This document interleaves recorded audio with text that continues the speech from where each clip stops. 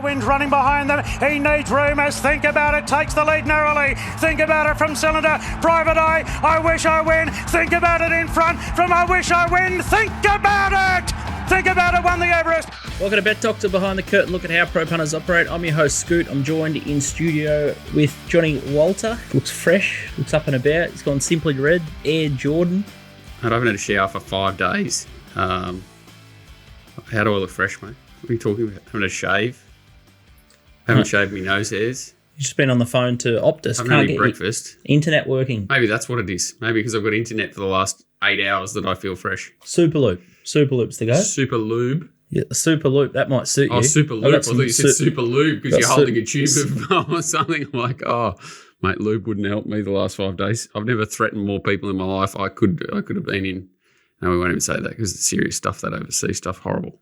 Well, if anyone works for an internet company, give us a buzz and we can sort Walty out. But DK, you're back to sunny Melbourne after a little stint in the Gold Coast, a little bit of a freshen up. It's good freshen up, yeah. No, it was good, Scoot. No, it was good freshen up. As I said, I didn't get first night fever. I had quiet night the first night and blew up Everest Day. And, of course, that had to be the worst set of results you've ever seen for 20 years on a fucking Caulfield Guineas Day, so that was good. But anyway, freshen up.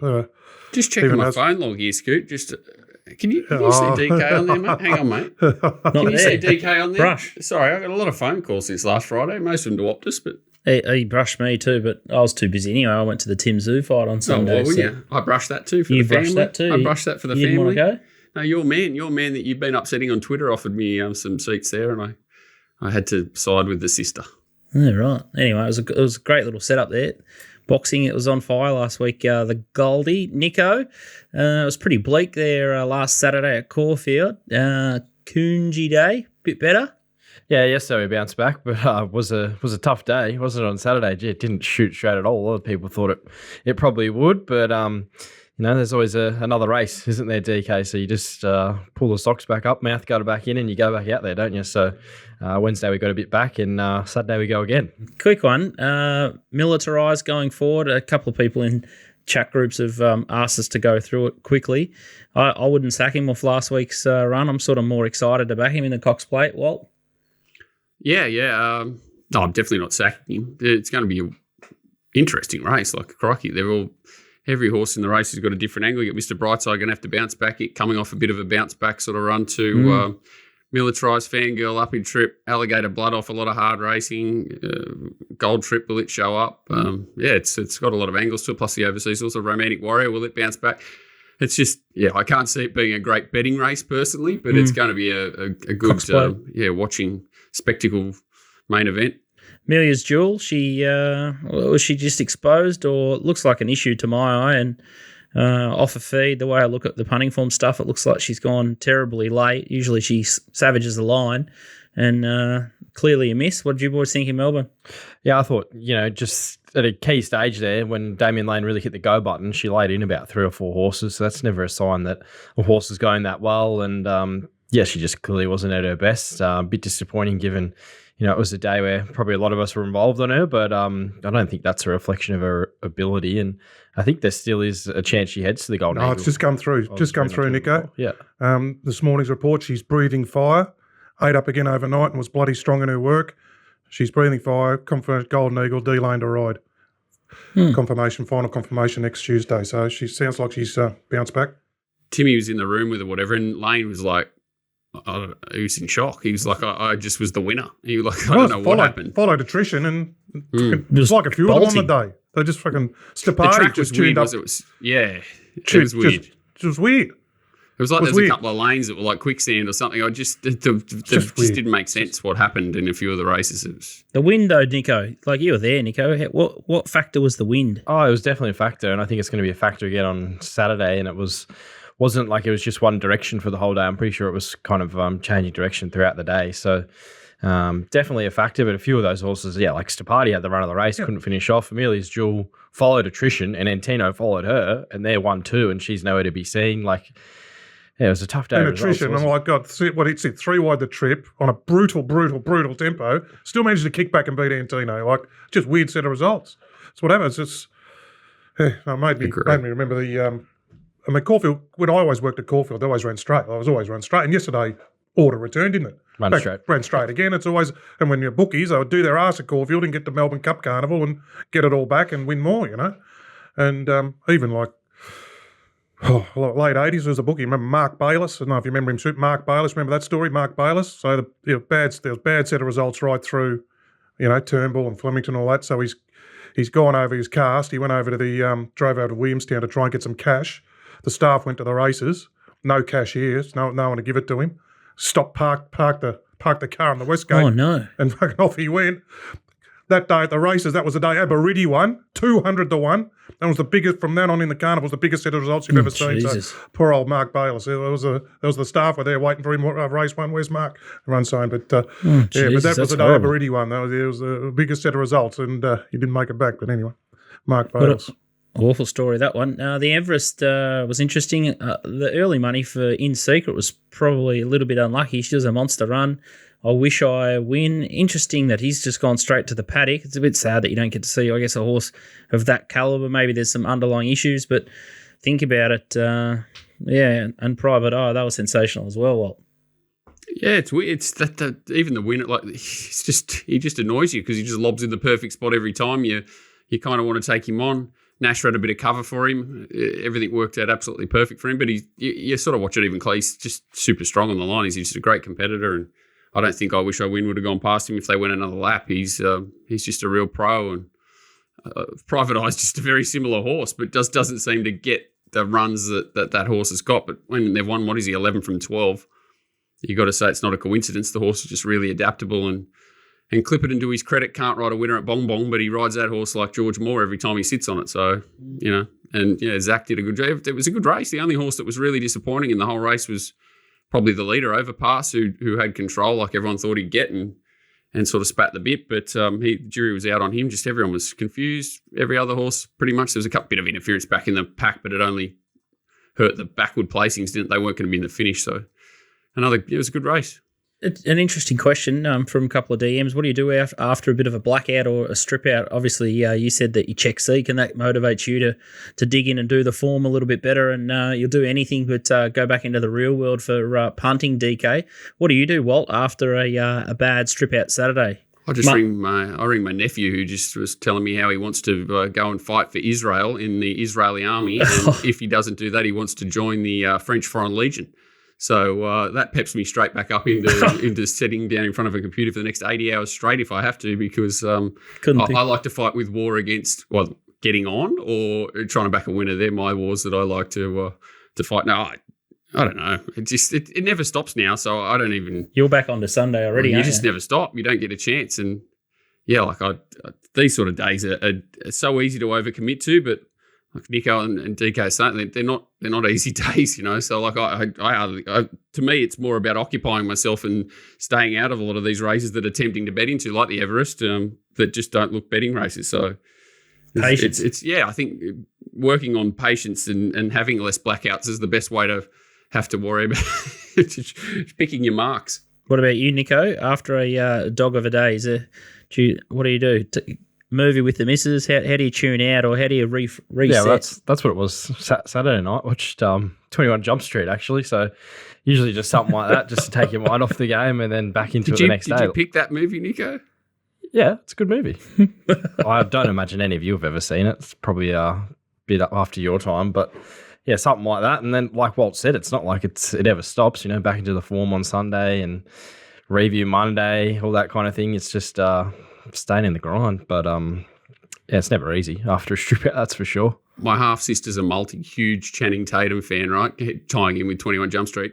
When you've got enough money, what you do is you're going on an American holiday. You hire out Channing Tatum's house for like a month or something. Jesus. She stayed in just so that she could sleep in every room that he'd slept. Oh my God, that's when you're at a different level up. That is very. There are no strip outs when you're at that level. That's very strange. I've got no idea what 21 Jump Street is. DK, what do you do? Go for a jog? Oh, that's after. I used to go for big walks after that's just singular bad results, and then a sustained run. I think even do what I did in the weekend, get away for a couple of, because I lie in bed and replay it over and over, and then Also, you've already got the next day's bets planned out, so that takes over and you think, well, how's it going to win? What's going to beat it? It's just constant churn in your mind, and then after, you've got strip, and then you sort of got to steel yourself to get back up and blast in again. Or I think if you just get away from the head noise and just clear the head, and and it's like my last few, I can have a run there. If I get some cracking bets and they get beaten by first starters, well, you haven't done anything wrong, So I think it's the way you lose as well. That's half the key, isn't it? Making mistakes, you're entitled to be angry with yourself and get angry. If things are out of your control, go the wrong way, you really, you can't beat yourself up over it, can you? That's it. You say, it was I've lost, and I'm filthy, I've lost, and it was a great chance to win a heap of money, but, but when you make a mistake and say, geez, I made that blue again 2 months ago, I've just done it again there, I fall into the same scenario, that's when, that's if you constantly do that, then you've got some issues, but... No, a walk or a little freshen up's good. Yeah, I see it. I saw Kingsley sort of do the same thing. He goes out for, does as much exercise as possible. And I know Fletcher's big into boxing as well. So for me, I love golf, trying to play tennis, went to the boxing on Sunday, hung out with Dad, and then just tried to just not bet, not think about it. But then, as Nico said, back into the tapes on Monday, try and figure out what went wrong with a bit of a clearer head, and tried to find more hidden runs and different horses that I sort of wanted to follow going forward, and just try and rule a line, and not hang yourself up on a bad day or things that was sort of out of your control, which maybe the wind had a lot of factor, but trying to stay fresh. Even golf once a week, I know if I play golf once a week, I tend to be hungrier when I get back to sitting down and doing the form for Wednesdays through to that Saturday, that big peak period. But trying to stay fresh is a big element. I think patience, as Walt said, sort of hit the nail on the head, but you need to put the mouth guard in and you need to keep cracking on, because I think that's probably the only difference between, I guess, the recreational punters and the pro punters. Pros just absorb and mentally handle a loss better, and they stick to their guns, and they just can ride out the bad runs and the bad patches. So hopefully there's a couple of tips and a couple of strategies to help you guys back there. Interesting one, some news during the week, there's an EV car tax that had been rolled back in the High Court, which may open up some precedents for POC tax to be rolled back. So pardon me, I think there'll be a few bookmakers starting to chat to their legal teams. Might take a pretty sizable or a class action with multiple bookies, and it'd be interesting to see how many are interested in fighting it, and whether they've got grounds to make any dent into the POC tax, because this would be huge for bookies and punters. So a big watch that space. I think more will roll out the next week or so. The PRAs are behind it. JVs. They don't realise that they're destroying their own business. Well, and I understand, it has to be the bookies attack them, and we had a quick chat about it. Like, big giants can absorb it at the moment, so they're better off waiting for the others to be starved out. One little legislation change with all these 100 little pop-ups, and they're gone overnight. All of a sudden, there's 4 giants left. Then maybe they might attack the POC and see what happens. But it's not really in the best interest of the big guys to do it. PRAs are on side with it. Little guys don't care because they're all hiding under the radar. So at the moment, we're just going to we're the ones paying the tax. They're not, to be fair. It's an interesting one. I think that we could probably rally around something like this and help sort of launch a class action. I'd be staggered if we couldn't raise maybe $500,000 in legal fees, but this could blow out to triple that. As a punter? I reckon punters between. But then, the punters, then they roll the POC tax back on the corporates. Do they pass it back on to us? It's got to make a big difference. It's been the biggest. But this is it's probably, I don't know. It's probably moved the markets from 118 to 122 or something like that. But even if we got this reversed or relaxed, I think the one thing we should be trying to help fight is probably Betfair, to be honest, and someone like Tristan to have a middle ground where they can grow like a more tiered system, something like that makes more sense. I think fighting POC from a punter's perspective, you're up against it because you need to get the bookie on side with you to relax or to be more competitive. Ideally what we want is a competitive market space on price. That's it. Yeah, that's all we're interested in. And Betfair probably having their commission dropped is our best angle to do that. Yeah. Because then everyone's sort of forced to be more competitive, aren't they?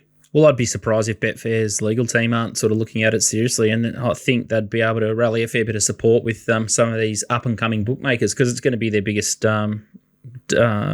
hardest thing that they have to overcome in terms of growth. So, and when I was down there, we were saying that they're about 70% of their every dollar they earn as a exchange is gone in POC before they pay wages or anything. Well, Tristan's not that far behind it as well. Yeah. Well, Tristan's just in limbo, isn't he? Like he actually can't grow. He's forced to regress and restrict people that he doesn't really want to. He's the ultimate sign from our perspective that there's something wrong with the whole system, because how can that be? How can a bookmaker that wants to be price competitive and grow and bet everybody, realistic, whatever you want to call them, limits, not be able to? It's staggering that we've got 80 bookmakers that are all rolling out this online model now from the track, and the crystal ball is a business like TopSport. So it's all well and good to stay under the threshold, but once you get too big, you're actually going to be TopSport. So you can cheat and open up one next door and one next door and one next door, like a few have, but again, that'll be easily knocked on the head if they open their eyes. But I did see that. There was a tweet from I think a bit of talk from Luke Crane, Andrew Cicello, basically saying that Bet Deluxe and Bet Nation ban you at one place and then put up the prices at the other one, so you can't access the prices. And then once the market's stable, they put their second label up, which is probably happening not just on harness racing or dogs or on horse racing. It's probably happening everywhere. So that's a rort on a rort, to be fair, because they're not opening up two different bookmaking shops for diversity in their product. It's the same product. It's just to manage one tax, two clients. Yeah. So that's a double shafting, to be fair. They're probably not paying what they should to the authorities, and then they're using it to handle clients in a poor If you got two fashion. brands, you should have to bet double the minimum bet limits, without a doubt. Of course you should. Yeah, so that's another one for PRE Land to sort out. Big show today. We've got Donny Eagle Farm. He's doing a bit of a postal vote. We don't have his video, but he sent a tip through anyway. We've got the $1 million 5 Diamonds Prelude with Walty at Randwick.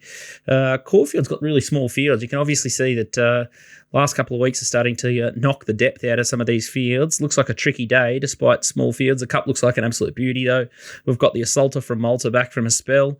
He's going to launch headfirst in the Caulfield Cup. His own choice here, so he's never scared, never runs away from a tough race, old as. And then good to see the map bouncing back over in Morfettville. Everyone got a little bit of a giggle out of that. Showed that turn of foot, exploded at 2,500. And I think I'm just going to hijack someone else's race today. So I'm going to come over the top of someone's race here and try and give the kiss of death to something. Raff Attack was a beauty, just out in front and out of trouble. Poor old Tom Kitten. I smashed myself in J-Macked. I had no internet at home, right? So I had 37 live doubles into Tom Kitten. I'm sitting there with my sister and that, and I'm trying to, remain calm. I'm watching it on Channel 7, no sound, and I'm just watching it. And then I've just cracked myself in the head with my phone as they've crossed the line, and my sister's like, what the fuck was it? That's not normal behaviour, John. And then I'm like, and then I had to sort of explain myself. But it was rather than launch the phone, amongst the patrons, I thought that was the best option, just to give myself a nice little uppercut. But yeah, what a race. Well, isn't that horse just been, ever since I started calling the poor thing Tom Melbourne? Yeah. He's turned into Tom Melbourne. It was interesting. J-Mac was sort of in a bit of a mood last Saturday. There was, I think it was Ivan's Hero, the horse that he was on, and he was hell bent on trying to keep Garza Blanca into a bit of a pocket as well. So he if you go through that replay, someone actually sent us an email through, and I put it through to you boys. What do you guys have any thoughts down in Melbourne, or did you even have a look at what I was sort of saying with the Ivan's Hero and trying to steer or keep that Garza Blanca in a pocket? And he was actually 2 horses away, so there was a horse in between J-Mac. Hippo was in between, yeah. Hippo was in between, and no surprise probably to Walt. He says it all the time, but I was surprised that there wasn't any reprimand or there wasn't any action taken from the New South Wales stewards. Did you guys have a look at it? Yeah, I had a look at it. Just probably competitive riding, I would have thought. But yeah, maybe if it happens again, you could look into it. But I thought probably Saturday competitive riding on both those rides. There was never a run for Garza Blanca. That was kind of the key to the whole thing. And J-Mac just sort of made sure there wasn't. But yeah, like from a punter's perspective, as long as they're consistent and they, ride that competitively all the time, I can't see anything wrong with it. All right. Before we touch on the first race at Caulfield, Bob is back on all Group 1 races in Melbourne. So TopSport are going to up the limits. So that's top fluck or best tote. They bet to win 5,000. So if you take a fixed price and then it drifts, you get paid out above the 5,000. So that's great news. So if you like one, you don't have to sit and fish out the market. You can just push through a bet to odds to win $5,000 on the fixed price at the time. They'll accept the bet, and then fingers crossed it drifts, or you get like a little bit of a tote popper or something there. So make sure you get around topsport.com.au and have a crack at that one. So it looks like they're upping their limits on all their group races and all the big races throughout the spring. So a little bit of sign of hope there from the boys at TopSport. So they're going to have a bit of a dip and hopefully prove that upping the limits will result in upping turnover. So it's probably the first glimmer of hope and light that we've seen for quite some time. So between that and the POC Tax change, hopefully there's something in the mix for us. Race one's the first one we're going to have a look at Caulfield. It's the Lamaro's Hotel Plate. Handicap, it's over 1,400 metres. Brave Mead's a favourite at TopSport, $2.50. The Instructor, $3.80. Kaizad, $4.20. Reprisal, $11. Kadinsky Abstract, $11. Magic Mogul, $18. Colliano is $20. Brave Mead's the replay going to have a look at. Nico, tell us why you like it. Yeah, this was at the Valley. Started even money favourite. Probably some people thought he probably should have won, but I just don't think he's had great setups these first two runs this campaign. He's run barriers 6 of 6 twice at Moonee Valley. Here, the 4 runners inside him, all kicked up underneath him, left him sort of working wide. Mark Zara come back, took a sit, and the horse who probably just had the better run, Maharaba, to his inside, just comes home and beats him. Gets a much different setup on Saturday. Gets barrier number 1. Zara stays aboard. He actually doesn't jump too poorly, this horse. He just doesn't have a lot of early speed to sort of muster and kick up and lead over 1,200 metres. So I think you have to 14 with 2 Gaybots that are probably going to look to lead. I think he can probably box seat from that draw. You go back and look through his form. He started $8 in the Sires against Militarised, Don Corleone, V8. So that form's sort of stacking up, isn't it? So I think he's definitely a horse with a lot of talent, and he just hasn't had a right set up first 2 runs to really do anything from the draws. You have to be a little bit forgiving if you're like me and on last up, but I just think you assess him on this race on Saturday, barrier 1, 1,400 metres, probably just needs a gap, and he could explode late. So I thought he was probably a horse on the day where if you were looking to sort of bank on one that should get a gap and be hard to beat, I thought he was probably it. So sticking with him, Brave Mead, and I think Saturday's absolute D-Day, and that's where I want to find him third up. So MZ to get the job done in race 1. Ooh, Rose Reed's job there, barrier 1, and then you got Timmy Clark and Hippo with a bit of bloody... Well, the other horse that's got a bit of speed that won first up's probably the horse that's more likely to box him in, though. Scott Blinkers off, would it run for one first up anyway? Another mate does a TopSport top 2 thing, and Magic he's like, Mogul. what's the best top 2 horse that he can put into the Caulfield Cup? And I went Brave Mead as well, so I'm with Nico. The 2 Sydney horses are not, I think they're a little Chinky. bit chinky. Well, they are, I think. And, I don't know how the Instructor won that race the other day. Sort of got to take it on face value. Ran decent enough time and everything. But, yeah, D-Day 100% for Brave Mead. And he only needs even luck. Surely he can get out from behind the leader at some point, 1,400 metres. BZ spoke to us yesterday, and he thinks that they're all going to get off the fence, and the inside could chop right out. He did an extensive walk and showed me some films. And did the films have anything to do with the walk? Yeah. Oh, that's good. Yeah, he's a reformed man, BZ, then. He's a changed man. So I think the gap will come, but yeah, it could be a little bit scary for a couple of moments, but definitely a good way to start the day. Caulfield Race 6 is the next one. It's a McCafe Sprint, Spacewalk $2.70, Lofty Strike $3.10, Midwest $6, General Bow $8.50, Generation 9, Dual $11, and Indian Pacific is $21.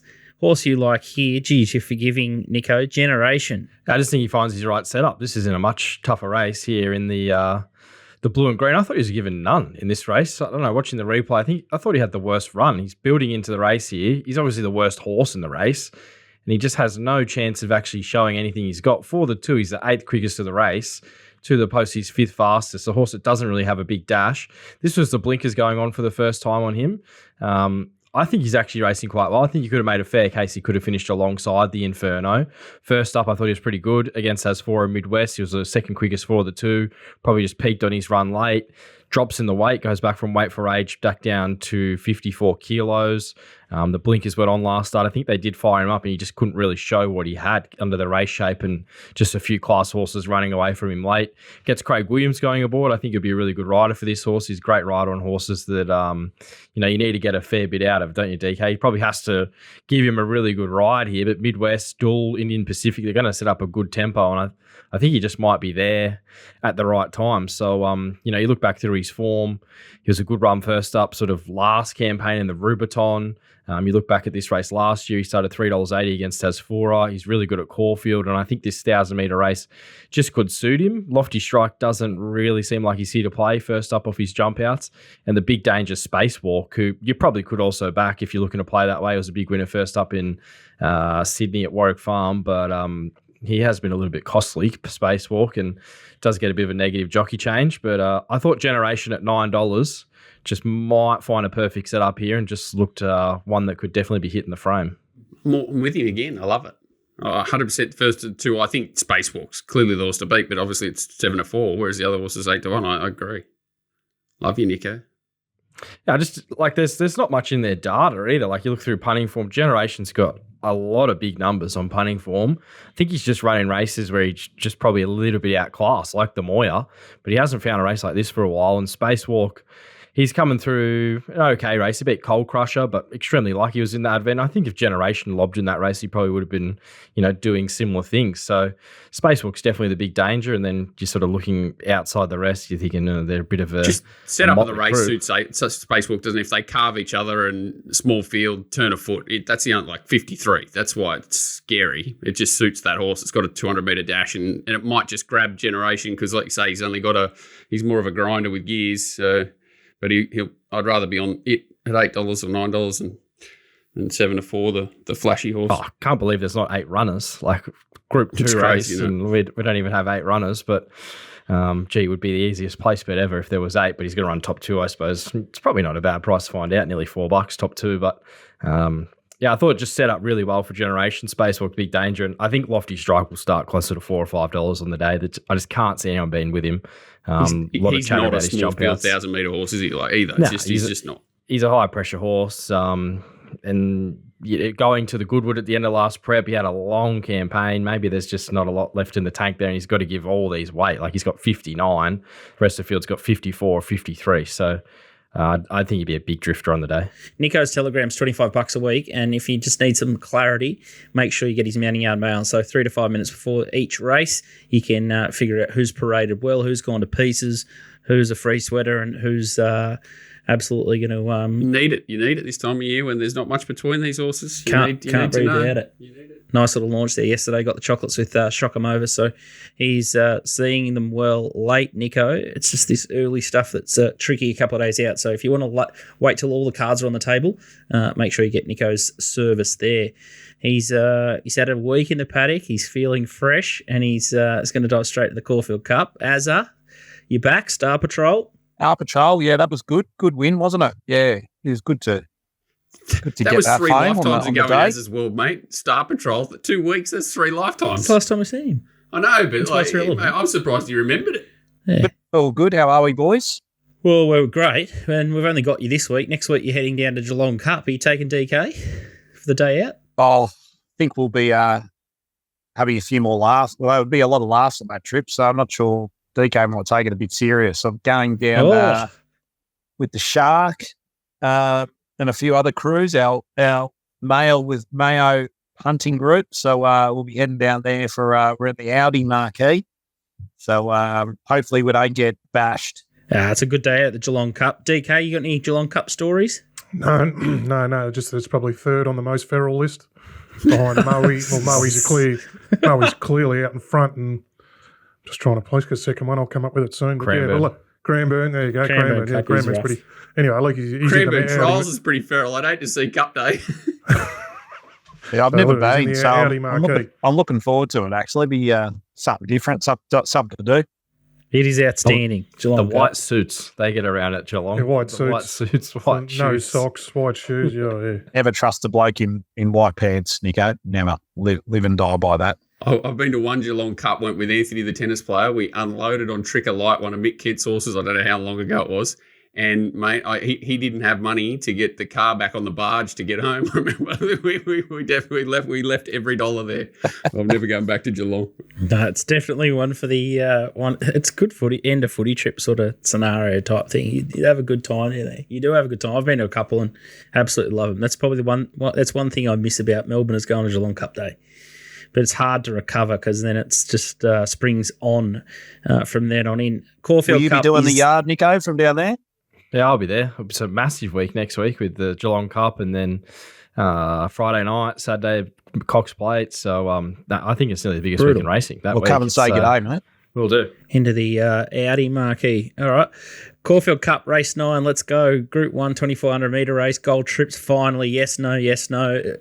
He's definitely in the race for now. $5 favourite.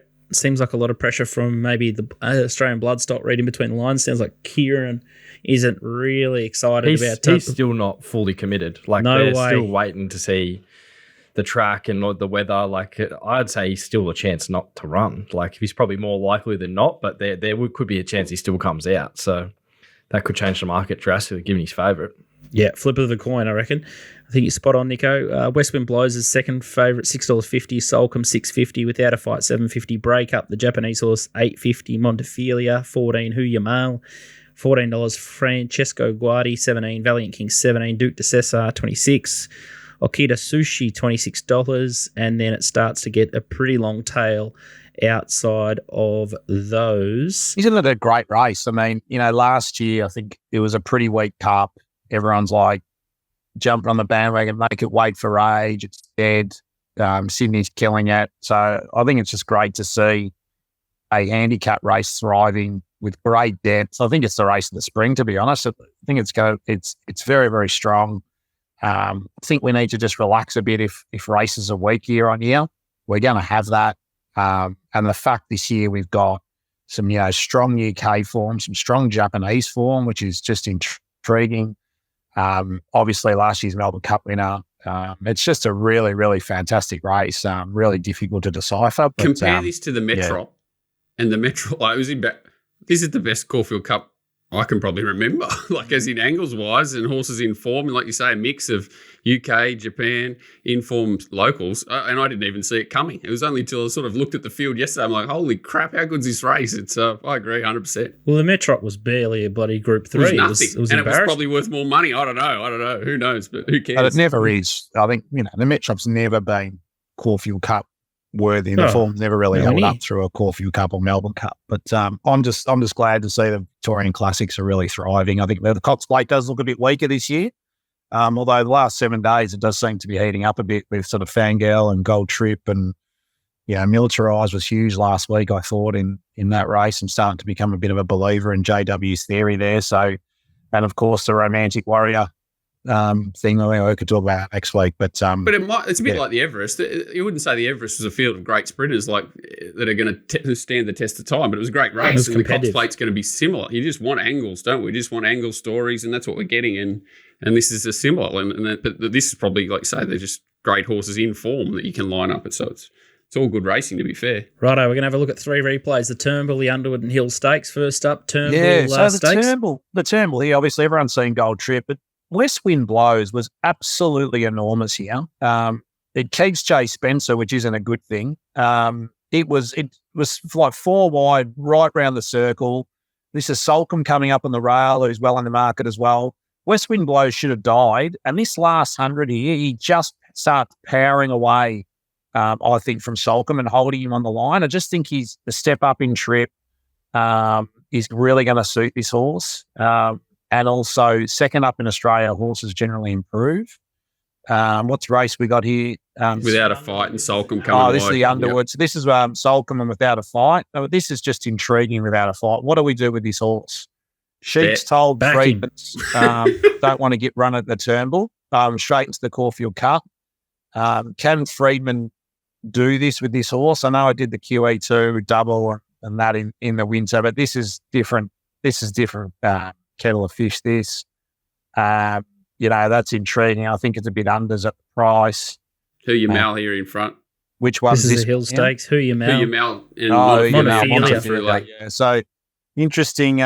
Did Nash not make the weight, or did he get rubbed out? No, he got rubbed out, but I think honestly, for the best thing that could have happened for the horse and rider, there's no way in the world he would have been able to ride this 54. horse and No, been I on the didn't same think so. planet. I thought he was on thinking the weights were going to be raised, and then he didn't. Look, Montefiore ran really well in the Caulfield Cup last year. It's important to remember she was dynamic there, but I think she was just sort of cuddled for a sprint home. I'm not sure that's the form. Like, she's a decent horse, but I can't catch her personally. Look, I think the race is, as I said, really intriguing. The Japanese horse is an intriguing runner, so I've got a bit of mail in terms of track work there.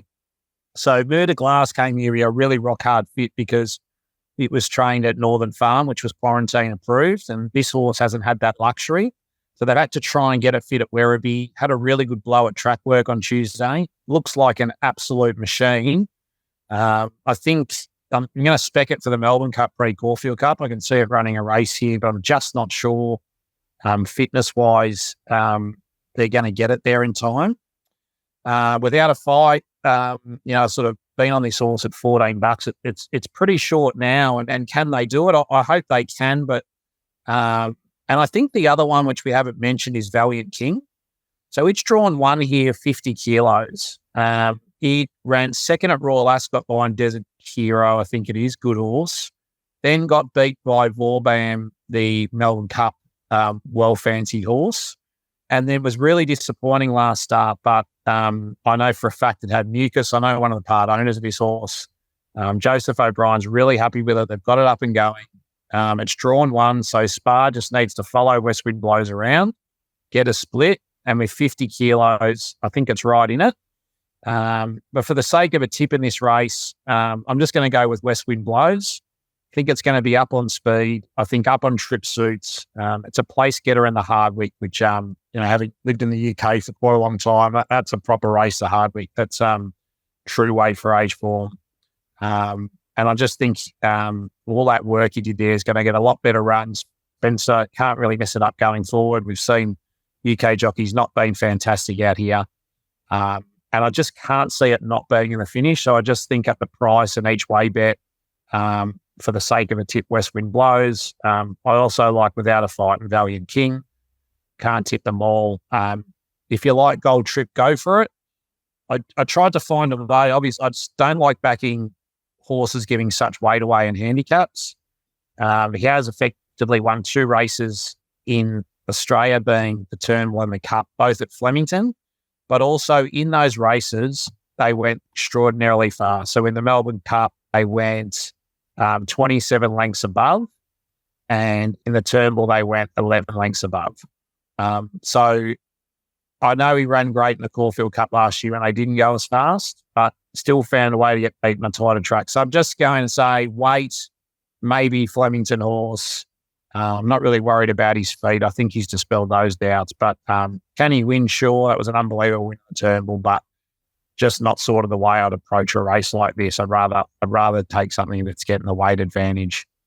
So they're the 3 that are my top 3 there. Nico, any thoughts about what Az is saying or different angles? No, I'm pretty much aboard the similar angle, really. I thought West Wind Blows, I've got him top pick. Thought he was a great run in the Turnbull. DK, you sort of mentioned that you really liked his run in the Turnbull as well.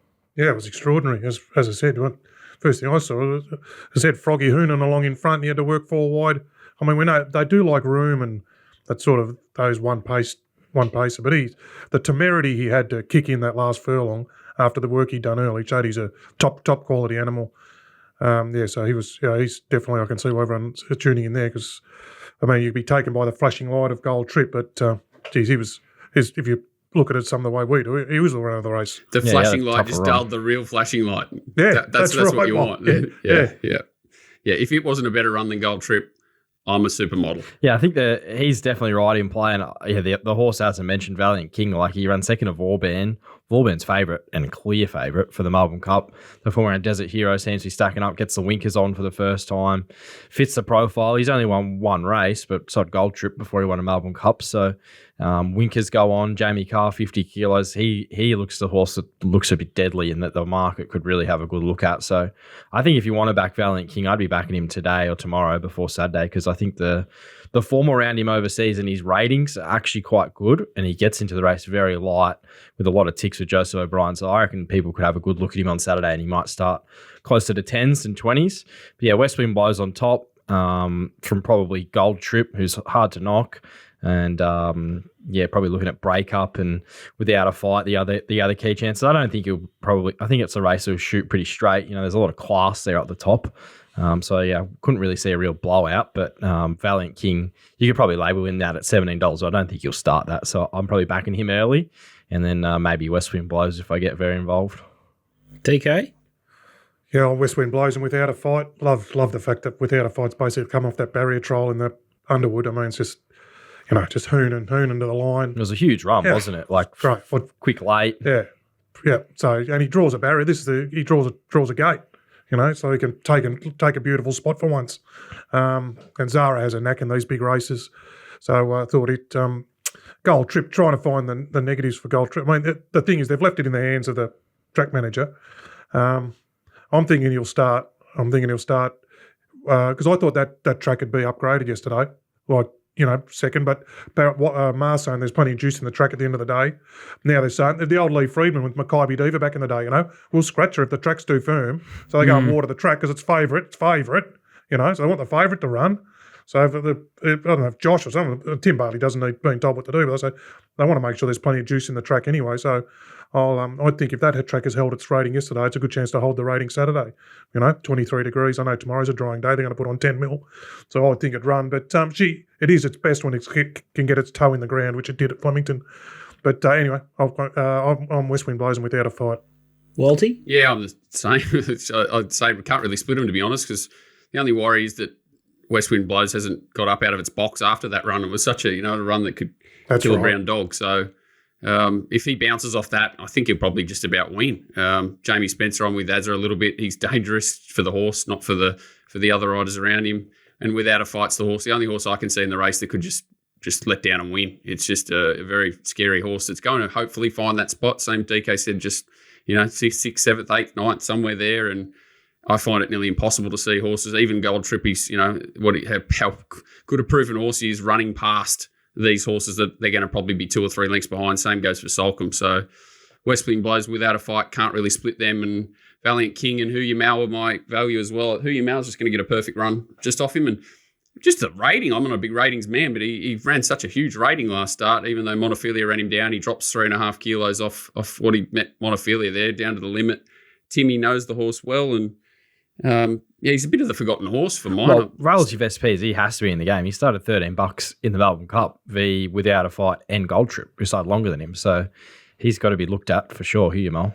Yeah, and I think you'll get, like you say, like what Valiant King might firm up, they're both in that same range on that $15, $18. So yeah, they're my top 4 by a mile, and obviously scared of Breakup probably is the one that I'm scared of, just because these Japanese horses are such high quality animals. But hearing what Azza said, that may be enough to sway me on letting him go around without me, just because you're not getting the 20s you are about Valiant King. You're only getting $8 or something like that. And Breakup seems Melbourne Cup like his best recent runs in Japan have been over 3,000 metres. One was in the Tenno show, like great race, and then he's running their top races recently, but he doesn't give you the feel of a murder class that's come here and set for the Caulfield Cup. He's a lot of his form and good forms over 32, so he could be with the flashing light for the Cup. And that's Az's angle there, right? Which I think is another great angle. A horse from Japan coming here, having a run, leading into it, like he could be a machine. When it comes to Cup Day, you might get the right price before Saturday. So I like all the angles everyone's raced. I think we're all on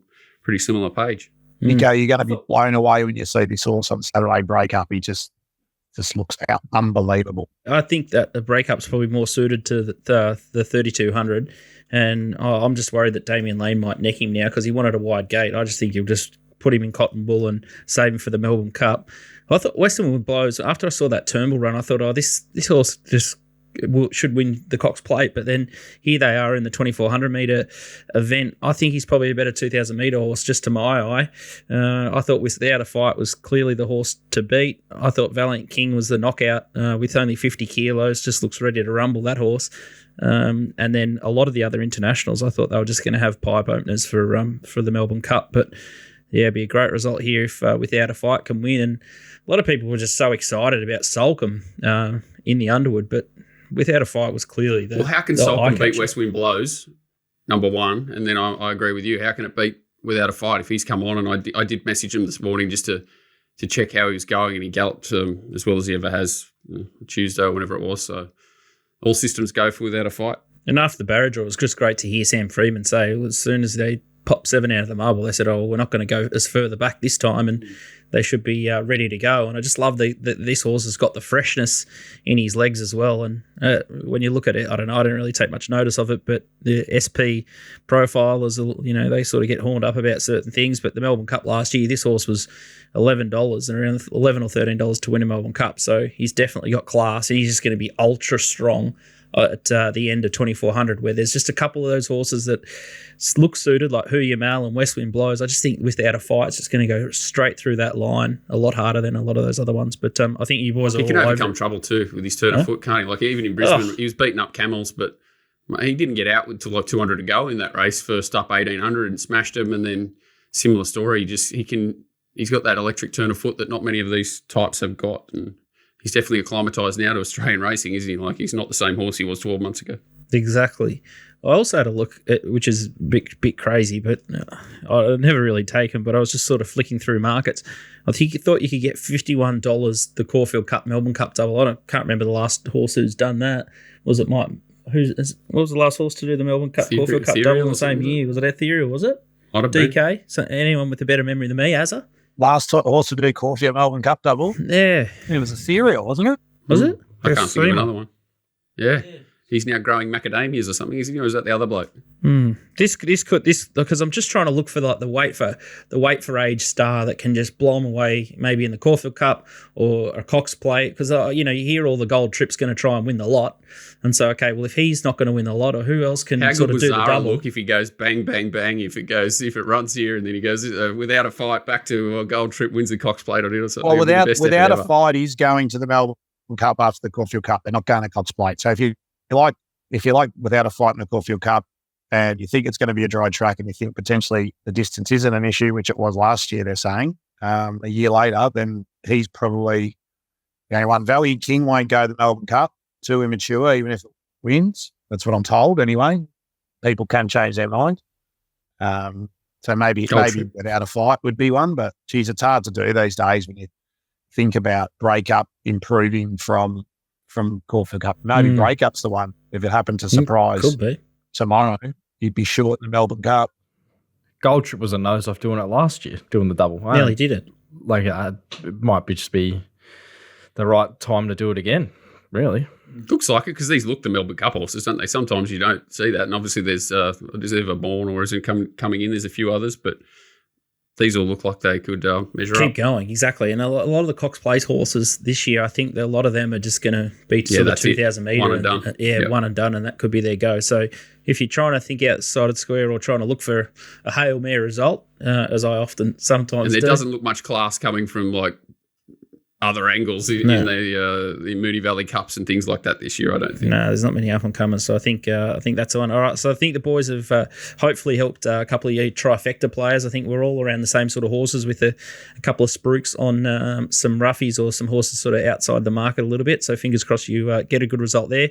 As are you going to step into Walt's backyard and go to one of your old favourites here, and it's Randwick race number 4, the TopSport handicap over the benchmark 88, and Marquise is a favourite here, $2.05. Mission Phoenix $6.50, Pia Rosa $7.50, Gantorian $9, Promises Kept $9.50, Stroke Light $9.50, and Queenmaker $12. And the horse you like here is Promises Kept.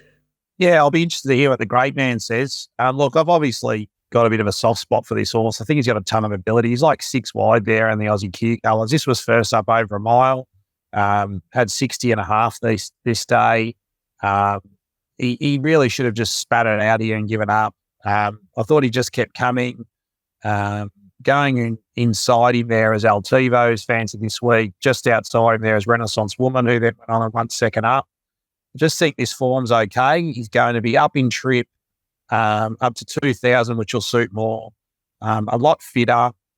I just think this horse is a lot more talented than all these horses, and I'm pretty sure that what Kieran's doing is he's giving him a light spring, take him up to Sydney, get him going the other way of going, and potentially thinking about some nice horses in the order with him. He's a big dumb fella. I think this is a real project horse for Kieran. I'm guessing here. There's a bit of speed. Mission Phoenix out wide. I think Queenmaker might kick up with I think it's got young Brock Ryan on it. Rachel King on spell set. I think it'll go forward. So I'm hoping he just sort of Marquez gets the one out, one back, and he can sit behind it. Randwick suits, and I'm just specking. I just thought the $10 was a nice little each way play. And Marquez is going well. Pia Rossa, all this sort of Mission Phoenix form. Is it any good? And all these forms at Rose Hill as well. So he's got to go to Randwick. Just thought here at the price $10. I just thought I like this horse's ability. I think if it's fit enough, it could get over a benchmark 88 in an average meeting. So really keen to hear what Walt thinks. Oh, I like the angle, and I like Collett. And on this day, there's just no riders left in Sydney. So these are the days he normally flexes a little bit and everyone gets, horny about him. They normally do it 3 or 4 times a year about Collett, don't they? He sort of flies under the radar, and then these days he goes and rides 4 winners and they go, where's he been? But it needs a good ride early, but it does have that draw. I love the King outside. So if he uses her up a bit to get across and then either slots in front of Marquis or behind it, like you say, he's a couple of options there where he could get a nice run. And Marquis 4 weeks between runs, not ideal. Getting up in the weights, Junior Berger staying on it. I don't like any of those things. So stroke of luck, one away. Were you just like stroking? Yeah, you were stroking. O'Shea's showing a bit of life, but it's just horses haven't been winning. I know he got a winner there yesterday, so I'd rather be with the Mar and horse on the up. Yeah, and I love that first up run that you found too. I actually hadn't done the race properly, but watching that, I can see everything you see, and I think it's a great option. Any thoughts out of Melbourne? Progressive horse, promises kept. Might be looking for a little bit further, but can definitely see the angle that he's got enough talent to win a race like that. Yeah, benchmark 80. I didn't even know he was in, so it's only Thursday morning. And I haven't even had a look at Sydney, but I know that horse, and he's a quality horse. I know they paid $800,000 for him, and seems well graded. Benchmark 88, second up after out to 2,000. So the double figures seem nice. Any money, red alert. I think there'll be money. There'll be a shiny head running down the tab to tab. Hopefully he's got some left for the Geelong Cup. I'm waiting for the Racing Watch pricing to be put in my inbox on Saturday morning before I get too confident. Jesus Christ. It'll be shorter than $950, let's put it that way. Okay. I better unload it. Knock the price off early. Beautiful. All right. Have you spotted one for the Geelong Cup or anything else around the traps? I actually have, yeah. Well, I was all over Value King because if they missed a run in the Cup, they were going to go there. But actually, I thought Spanish Mission was a nice sneaky run first up. Really liked it. I think they're going to the Geelong Cup. So I'm sort of, looking at that. But, it's wait to see the noms and acceptances and everything. But there's one I could entertain, and you just don't know what's going to run in it. Is it going to be a B grade race or an A- race going into the Cup? With the Caulfield Cup so strong, it's hard to think the Geelong Cup can be very strong, but we'll see. All right, it's going to be an absolute corker. Azza will buy you a beer in the Audi marquee. He'll just throw one over the fence, so if you can see him just penned off, come and say hi, and come and say hi, and he'll throw you stubby. He'll smuggle you in. I'll sneak me go in. Outstanding. It's going to be a massive week of racing, but thanks, Azza, and we won't see you next week, but we'll see you the week after, I would have thought. Derby done. Bring it on. See you guys. Can't wait for it. All right. It does. It just heats up. So there's another reason why you should get Nico's mounting yard. You get, 3 or 4 licks of the ice cream next week with Moonee Valley. Or you get 4. I think there's a lot of meetings, and then you get all the Cup week as well. So you're basically robbing him if you get his mounting yard mail service over the next couple of weeks. Walt, we head to Sydney next, and I'm cast already off the Melbourne preview. I've got to regain some You run out of... I might have one of these celery tablets, see if I can get through. Mate, they're great. Randwick race 5, the Neutral Life celery tablet, benchmark 78. Precisely, yeah, mate. It helps your airflow through. Over 1,200. Commemorative is the favourite here. Zach Lloyd, $1.95 favourite. Kazoo, $4.80. Overriding, $7.50. Rain Bell, $8. Junquera, $8.50. Demiana is $14. Let's have a look at a couple of replays. Rain Beal is the first one. Well, so this is the old Joe Pride special. Been running in races where it hasn't had a lot of luck, harder races. Bit of timing about it. Blinkers on. The old Joe Pride blinkers on. I think he had one win a couple of days at Hokkaido that we've been watching. Similar horse, sort of been poking around, doing enough but not winning, and then the blinkers go on, finds the right race, and he gets the result. So this is the race with the baldy face. He was beaten. Who's the horse in forward. front there? Magic Time or something? Very Goes good all right. horse. It'd be very short in this race, much shorter than commemorative. And who are we watching here? This is the trial Overriding. of Overriding. So in the Overriding's purple. back there in the pom-pom running 4th, 5th there. This is Doyle horse. It's had 2,000 metre trials, getting ready for the 1,200 first up, really low draw, adaptable horse that can sort of lead, sit behind him. Just it'll be tempo related where it settles, but moved really nicely. They already won a trial before that where it looked really good. The favourite in this race, that commemorative, that big, spruiky Godolphin filly. I think she's 600 and something plus kilos. Had 800 metre trials. Obviously gets in this race with 52 and very dangerous. If it was Rose Hill, the play I'm sort of suggesting would be much more exciting. But still, I think she comes out of a 6-horse field at Canterbury where she sat third of the fence, pushed a couple of average horses out of the way and ran away. The time was nothing, spectacular. I'm not saying she's a poor horse by any stretch, but I think this is the time to take her on if you're ever going to. Wide draw, Junior Berger aboard, and this Rain Bill's going to be in the first 4 in the run with the blinkers. As I said, really hard fit horse, and Overriding's just a horse that's just still way on the up from a stable that's on the up, and he's sort of getting around the $10 mark for both of them. I just thought they were better options than taking on the filly here, who if she comes down the middle and rounds them up. Too good, but even money about a horse that's had one start, nothing behind it's done anything, no time, a couple of short trials, 1,200 first up from a wide draw. She only won over 1,100 on debut. Obviously had some sort of setback to be debuting at this time of the season rather than going through the Princess Series like was planned. So, it's all about taking on favourites in my head, and this one looks a decent one to take on just because of the price. Gosh, after her debut performance, I thought Nico might have a new horse on the bedspread. He probably does. She looks smart, but I agree with Walt. Like she like the time wasn't terrific. Like wasn't like she's off her times. It's not like she's putting her hand up as a group horse already. She's kind of a bit more visual, isn't she? So yeah, I can see some angles why you want to take her on. And again, why wasn't she in the Princess Series? Maybe they've held her back for the 1,000 guineas. Which is sort of later next month. So maybe they sort of looked at that. But yeah, there's definitely some queries there and probably enough to not take $1.95. And it's not a benchmark 64 one back mid race where she could probably do things wrong and be half fit and round them up. These are pretty hard nuts that she's got to crack. So yeah, I'd be happy to do this, week in, week out. So you're going to be wrong sometimes. And she's one of the scarier horses I've probably wanted to take on in a while, but there's a few factors why.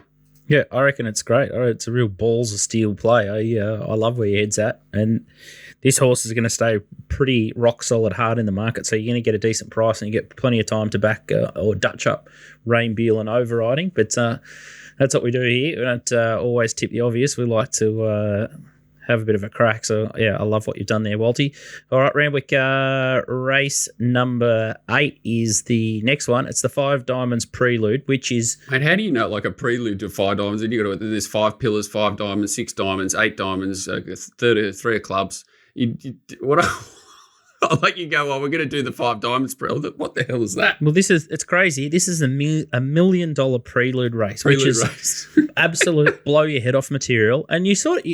it's ridiculous now, all the prize money, when the trainers, even Joe Pride after it was on that Everest recap show, the little dance, big dance, barn dance, and in the Waller videos, in all the little press conferences that these trainers do, oh yeah, we're in this barn dance, little dance, mini dance, They don't even know They wouldn't anymore. have a clue. It's such a mess that they've got no idea. So, heaven forbid, if you've got a horse that's anywhere between sort of 1,400 to 1,600, you get about 20 chances in spring There's now a to win $1 million. benchmark 64. I was talking to a trainer during the week. He's like, I've been setting my horse for this, the pie dance or something. I don't know what the race is called.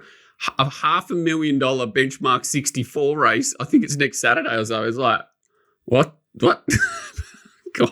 It is crazy. The market here for the $5 Diamonds $1 million Prelude is $5 Democracy Manifest, Cathell $6, Waterford My Old Sparring Partner $7.50, Converge, one of Walty's Duna covers $8.50, Altivo, another one of mine. She's some horses with convictions here, $8.50, Detonator Jack $10, St Lawrence $11, Zoom On $13, Palmetto $14, Faulkner Park $14, Water Goes, a horse of Waltz $17, super helpful. This is the $70 chance that Walt marked $14 and lost 5 subscribers, $34.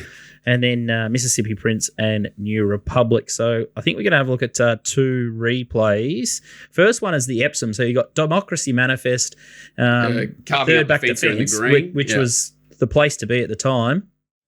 Who else in this race? Converge. In the black and red too. He's actually Timmy said he carved it here, so he may be a bit of a forgive. Was there anything else in this race that comes out of this race? I think they're the main ones in the market. So Democracy Manifest definitely found the right spot here. I think this horse is the way he won the Cameron was very similar. Sort of up the fence, gave it the old Jay Collett, Tyler Schiller, bracket him the same human now ride. And the difference with Saturday is he's got a 12 gate and a big weight, but Catili's in the white cap here, about 4 back the fence coming around. Palmetto's in front of it, in the blue and the... Palmetto's right in front of him, had the perfect run. Who's Detonator Jack in the fluoro. Yeah, I think he's scratched already. And then you got Waterford right down the outside. Down Probably the other horse to highlight here. But Cotili was very, very, very unlucky not to win this race, and this was off a break and just a really nice pipe opening run. Hasn't done a lot of work in the run. Think would absolutely bring the horse on. The key to this race, I think, is the weight scale as much as anything. And again, I'm not a big ratings and weights person, but when you've got them in your favour, and especially when they're so heavily in your favour here, it's sort of the first 5 or 6 in this race are really well placed weight wise, and then the rest are, as you go down progressively worse. Like Super Helpful should be getting something like 12 kilos or something off the top here, and he's only getting 3.5. So if Converge was in prime form, I'd be interested, but wide draw a bit against him. Democracy Manifest I'm taking on just because he's got that draw. He's going to have to circle him this time, and I think that's not ideal. Probably 1,500 metres Randwick does help him, but he's going to need a very good ride. And you just keep coming back to Catili or whatever his name is. He's Sherry's not one of mine, but just perfect draw. He's a horse that can take up a spot. I don't think there's super strong speed, and it's sort of drawn wide, so they should cross over. He should be left 5th, 6th, something like that, and just ideally set up.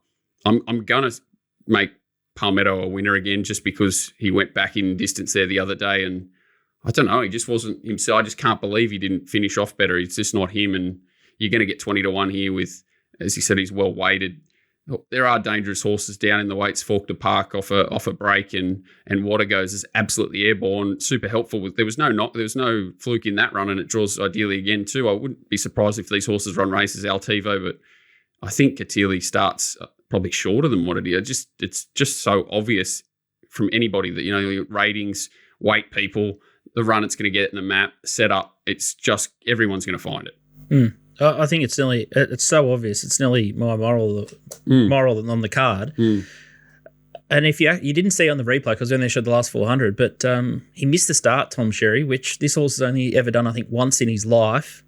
And he then cops a bit of a check. So he actually got shuffled back, and he was in a position that he really shouldn't have been in the first place. So if this horse jumps and he shows that same acceleration, it could be just like all over. And I thought the danger, Walt, was Water Goes. Like Water Goes is it's unbelievable that Bjorn's kept this horse just up to the mark. He's absolutely flying. And obviously he's big dance qualified, and that's his go. But I just... Last start, he just needed that. He must have just needed a bit of jag him from a bridging run.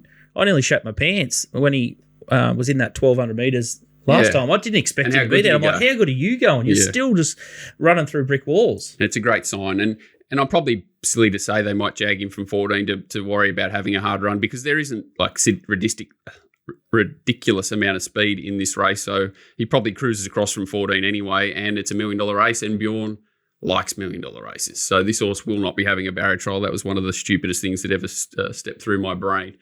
It'll roll forward and run well, but this is like I don't have the benchmarks in front of me. It's terribly, terribly weighted. But when a horse is going as well as he is, and you're probably going to get 20-1, you'd be foolish to totally dismiss him. Definitely keep that a winner. Bjorn's absolutely flying.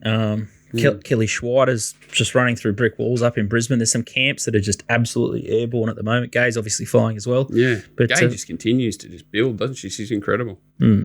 It's good stuff here. What about the Hippo jumping off the Gay horse for the Tom Kitten in the Spring Champion? That was one of the biggest. I don't get shocked very, very many times in racing, but the Hippo brassing mum for the Blue Jackets. I think Nico must have been the one that he rang and asked for the a suggestion of her advice on it. Yeah, get the blessing. No. would have. Oh, is Nash out for the Spring Champion? Oh, that makes sense. Yeah, I think Zach's away, Mac's away. Nash was going to be in Melbourne. And it was like back and forth. I think he and Collett probably were the last two men standing, and I think he's riding like 5 or 6 for him on the day, Hippo. So, hopefully he gets the job. Yeah, hopefully he can get him to settle a length or two closer. That's probably the key to Tom Kitten being extremely dangerous. Yeah. All right, there you go. So Cathel's the way we want to go in the $5 $1 million, whatever it is, race. So Tom Sherry, just get it out of the gates, keep it out of trouble, and push the button and get the job done for us punters. If you like what you hear with racingwatch.com.au, more of Johnny's stuff, you can jump in his Telegram or his Discord chat and hang out with the other ferals, or you can just get the Telegram service where you just get the tips only. So 2 formats, and it's very, very simple. He tells you what price he's marked it and what to bet, and you just have to pull the trigger and bet. And if he's got something $14 and it's 70s, that means that you should have something on, and you'll be pleasantly surprised every now and then when he finds a roughie. God. Donnie is not here. I think he's just taken a week off after he killed Mission of Love, and I think that horse just I actually don't know if that stable's fair dinkum with that horse. They're just playing games. They've got Knight's Choice or Order or whatever it is in Sydney, and the same thing. They've gone, what they go, like 1,200 to a mile. It's a strange stable, isn't it? It's tough to get a handle on them. Disgusting. I said to Donnie after it lost, I said, mate, do you reckon that they're having a go? Are they even trying to win a race? Not sure. Probably gets nearly a life sentence, or maybe the camp does anyway. I'm unloading on it next start now. Don's best this week is Eagle Farm, race 10, number 4, and it's Lost in Transit. And this one went off. That's named after him. He's gone. Where is he? Gone. Gonski. I think he's having some. Mate, his previews go for 14 seconds. How can he possibly not? Where is he? Down a mineshaft. Not sure. He could be in the Israeli army. Surfing. Yeah. He's doing something, but he's got a bad run of it at the moment, Donnie. He's just having no luck at all. We're going to we're just going to try and get one of these top 2 promos over the line before spring finishes. We've gone close, haven't we? Last week, and my mate did one as well. It was whatever it was. We're 1 from 10. Private Eye was the second one, so he got jammed. Oh, it's tough. All right, so we're going to go top 2 promo. Race 8, Cathel. I just guessed that Walt would like this horse as well. So that's the first leg. And then we're going to go into Donnie's model, which is Lost in Transit, Eagle Farm, race 10. So I'm if I had known that you guys would basically, that is, would it What's be? that? It'd be very close to the last race of the day. So if we just cast through everything, it could be the last white hope for everyone. Little $50 saver at $6.50. So good price from Tristan there. So Cathel into Lost in Transit at Eagle Farm. That's the top 2 kiss of death. We'll start calling that one. TopSport Steamers, Rough Attack. If you followed it last week, Dad did. $11 winner. So that was a good watch for those backers. Interesting one here. This horse has been pretty disappointing, I would have thought. Race 1, number 6, Kadinsky Abstract. It's had big hype horse, and it's just never really lived up to it, has it? Well, I know there's 2 people that won't be cheering for it, and that'll be Nico and myself. It's just, it's $13. Like, it's coming back from that straight race where it sort of got lost and beaten a long way, and I don't know what to do with it in a race like this. I don't know if Nico's probably better. Probably looking for that distance, but it's absolute D-Day. Last chance. Race 5, number 7, Azula, $250 at $15. Yeah, I half found this horse. I thought the 1,000 guineas Prelude, most of the main form comes through that Mooney Valley race, which Courvolant won, and then she draws a wide gate, and then the SA filly's gone up very short. So I thought a bit of fresh blood, settles on top of the speed, TC on. Could definitely find it at 15s. No, he's got plenty of bills to pay at the moment too, so he's hungry, the big fella. Always a good mood to have him in. Race 9, number 1 is Gold Trip, $10,000 at $6. This could be the cricket trader. It's about to get married to a Mexican. 10,000 at $6, praying that they water the bejesus out of the track. Within 1 second of this horse ever crossing the line for a win, lucky it's only ever been twice, I just ding ding. There Did he you? is, Matt the trader. Hey, no feet, no horse. Oh, you spastic. Yeah, it could be. I wasn't going to mention it this week. It probably would be his money because he's such a soft, target that he'd be one of the few people someone would take 10,000 at $6 off because he's so limited in ability. Christ. The person, not the horse. Race 9, number 9, Duke de Sessa, 1,000 at $26. Nico, this is the horse that I've asked you a couple of times about. There's something there, but whether he's ready or not sure. Seems an odd platform. Like they went 14 to 2,000 from a Memsey into a Turnbull, then a Caulfield Cup. He's got the ability. He's definitely got the ability. It's just whether he's fully there on Saturday. Yeah, I'm not sure. That'd be a good Bob horse if you like it. Back at Bob because I think you're going to get a little bit of a drift there and a big price and tote pop. It's good to see it. Like 10 at 6, 1,000 at 25. At The least game he could looks be like back. he's building a book, the big fella. It's great. It's great. Great betting I like race. All right, DK, Militarise was your best last week, so thanks for killing that on us. But where was it? Manangatang, you got one home. Nico, Jake Duffy, Fox Appeal. Fox yeah. Appeal. Chimed in. That was a beauty for the syndicate. And what are you doing this weekend, DK? Pakenham Friday night. I'm all over a bloke called A. Ray. Yes. Huh? Good trainer. Can Oh, train. yeah, good. Alex Ray. So it is a place multi-scoot. This is, I don't know if they can win, but I'll tell you what, they Jesus both can run well. Well, Christ. the first one's up against Ethel Maud and that double glaze. So they're both down in grade from the group races. And Dark Glaze gets the nose roll off and the blinkers on. Anyway, this so Tolerance, 1-5 Tolerance into 4-4, and the second one's up against 3 first starters. 2 of them are Troll Grouse. So, but gee, she was a terrific run on debut, Kate's Tiara. So 4-4, is it what to say? 1-5, 1-5 into 4-4. 4-4. Alex Ray, the Alex Ray place multi. They're both about $6 or $7. If I'll tell you what, they'll both be fine on the line because that's what they both did last start. Just just a couple of queries where you can't tip them for the win. There's 3 first starters up against Kate's Tiara, and she's drawn 10. But I'll tell you She what, was just bloody good late at Geelong, wasn't she? four In a wide, hot race. another one, 4 wide the trip, and then the temerity to find the line. Yeah. So I wish it was 13 or 1400. Probably make the first starters a bit more vulnerable. 1200, but Pakenham, there's no hiding in that straight. She'll that big straight there. She'll find the line. So. There we go. Hey, Alex Ray, gun trainer, gun. Big fan. He is Yeah. very good trainer. Let's buy a horse off Trent and send it to Alex Ray. And you got me in, DK. Yeah. Find us one. All right. That's your homework. Got A. Ray. You've got Body no Bob. deadline on that one. You can just take as long as you want, but just find one. Body Bob. What's that? Ex-Trent, wasn't it? Yeah, Body Bob. Yeah, Body Bob. it's a different horse. Yeah, Paddy Murphy got it airborne. it was good to see Miramaster win for Trent. Good ride. That was Buckets got it home. Buckets, what a ride. Barrier 8. That was in the cupboard. Thigh mill, $10. Yeah, we were, weren't we, Nico? It was never Good going to horse, win, Diamond. but it was just always, I knew something was going to get us. Like, he just didn't have the zip with the big weight, but Of course, it's Trent. Yeah, he could fight. He could have found the horse too if it wasn't trained by Trent. Yeah, got a new buddy now, P. Moody. I'm with you a bit there. He's not showing his normal.